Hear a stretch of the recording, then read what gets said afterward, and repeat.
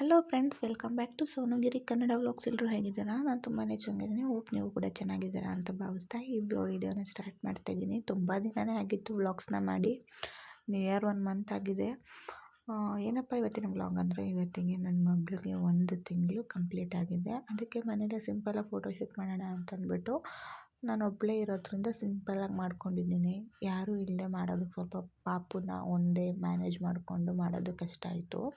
Video start ಮಾಡೋಕ್ಕೆ ಮುಂಚೆ ನನ್ನದೊಂದು ಮಾತು, ಕೆಲವರು ವೀಡಿಯೋಸ್ ನೋಡ್ತೀರಾ ಅಲ್ವಾ, ಇಷ್ಟ ಆದರೆ ನೋಡಿ, ಅದಕ್ಕೆ ಫೋರ್ಸ್ ಏನಿಲ್ಲ ನೀವು ನೋಡಲೇಬೇಕು ಅಂತ.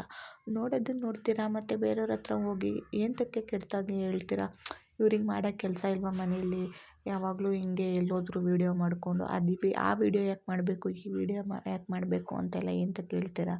ನೀವು ಮಾಡಿ, ನಿಮಗೆ ಯಾರಾದರೂ ಬೇಡ ಅಂತ ಹೇಳ್ತೀರಾ. ನಿಮಗೆ ಯಾರೋ ಒಬ್ಬರು ಏನೋ ಒಂದು ಮಾಡ್ತಿದ್ದಾರೆ ಅಂದರೆ ಅಟ್ಲೀಸ್ಟ್ ಸಪೋರ್ಟ್ ಮಾಡೋದಕ್ಕಾಗಲ್ಲ ಅಥವಾ ಎನ್ಕರೇಜ್ ಮಾಡೋದಕ್ಕಾಗಲಿಲ್ಲ, ಈ ಥರ ಕೆಟ್ಟದಾಗಿ ಕಮೆಂಟ್ ಮಾಡೋದನ್ನು ಬಿಡಿ. ಮೊದಲು ನಿಮ್ಮನ್ನು ಯಾರೂ ವೀಡಿಯೋನ ಫೋರ್ಸ್ ಮಾಡಿ ನೋಡಿ ಅಂತ ಹೇಳಲ್ಲ. ಇಷ್ಟ ಆದರೆ ನೋಡಿ, ಇಲ್ಲಾಂದರೆ ಸ್ಕಿಪ್ ಮಾಡಿ, ಓಕೆನಾ. ನೀವು ವೀಡಿಯೋ ನೋಡಲೇಬೇಕು, ಲೈಕ್ ಮಾಡಬೇಕು, ಕಮೆಂಟ್ ಮಾಡಬೇಕು ಅಂತ ನಾವು ನಿಮಗೆ ಫೋರ್ಸ್ ಮಾಡಲ್ಲ, ಓಕೆನಾ. ನನ್ನ ಗಂಡನೇ ನನಗೇನೂ ಕೇಳೋದಿಲ್ಲ, ಆ್ಯಂಡ್ ಅವರೇ ನೀನೇನೋ ಮಾಡ್ತಿದ್ಯಾ ಮಾಡು ಅಂತ ಬಿಟ್ಟಿದ್ದಾರೆ. ಅಂಥದ್ರಲ್ಲಿ ನೀವು ಯಾಕೆ ಕಮೆಂಟ್ ಮಾಡೋಕ್ಕೆ ಹೋಗ್ತೀರಾ. ನೀವು ಹೇಳಿದ್ರಿ ಅಂದ್ಬಿಟ್ಟು ನಾವೇನೋ ಬಿಟ್ಬಿಡೋದಿಲ್ಲ ಮಾಡೋದಕ್ಕೆ, ಸರಿನಾ. ಮೊದಲು ಆ ಥರ ಕಮೆಂಟ್ ಮಾಡೋದನ್ನು ನಿಲ್ಲಿಸಿ. ಇಲ್ಲಿ ನಮ್ಮ ಪಾಪುಗೆ ನಾನು ಯೂಸ್ ಮಾಡ್ತಾ ಇರೋಂಥದ್ದು ಬಂದು ಹಿಮಾಲಯ ಕಿಟ್ ಫುಲ್ಲು. ಅದನ್ನೇ ನಾನು ಯೂಸ್ ಮಾಡ್ತಾ ಇರೋದು ನಮ್ಮ ಪಾಪುಗೆ. ಮತ್ತು ನಮ್ಮ ಪಾಪುಗೆ ಆ ಫ್ರಾಕ್ನ ನಾನು ಹಾಕೋಣ ಅಂತ ಅಂದ್ಬಿಟ್ಟು ತರಿಸಿ ಇಟ್ಕೊಂಡಿದ್ದೀನಿ. ಇಲ್ಲಿ ಬಂದು ನಮ್ಮ ದಿಶು ಮಲಗಿದ್ದಾಳೆ. ನೆಕ್ಸ್ಟು ಅವಳನ್ನ ಎಬ್ಬಿಸಿ ಹೇಗೆ ರೆಡಿ ಮಾಡ್ತೀನಿ ಅನ್ನೋದನ್ನ ನಾನು ನಿಮ್ಗೆ ತೋರಿಸ್ತೀನಿ. ಪಾಪುದು ಫೇಸ್ನ ನಾನು ಈಗಲೇ ರಿವೀಲ್ ಮಾಡೋದಿಲ್ಲ, ಒಂದು 6 ಮಂತ್ ಆದಮೇಲೆ ರಿವೀಲ್ ಮಾಡ್ತೀನಿ. ಅಲ್ಲಿ ಗಂಟ ವೆಯ್ಟ್ ಮಾಡ್ತೀರಿ. ಇಲ್ಲಿ ನಾನು ಫ್ರೂಟ್ಸ್ ಮತ್ತು ವೀಳ್ಯದೆಲೆ ಟೀಮಲ್ಲಿ ಫಸ್ಟ್ ಮಂತದ್ದು ನಾನು ಅಂದರೆ ಒಂದು ಸಿಂಪಲಾಗಿ ಒಂದು ಡೆಕೋರೇಷನ್ ಮಾಡ್ತಿದ್ದೀನಿ.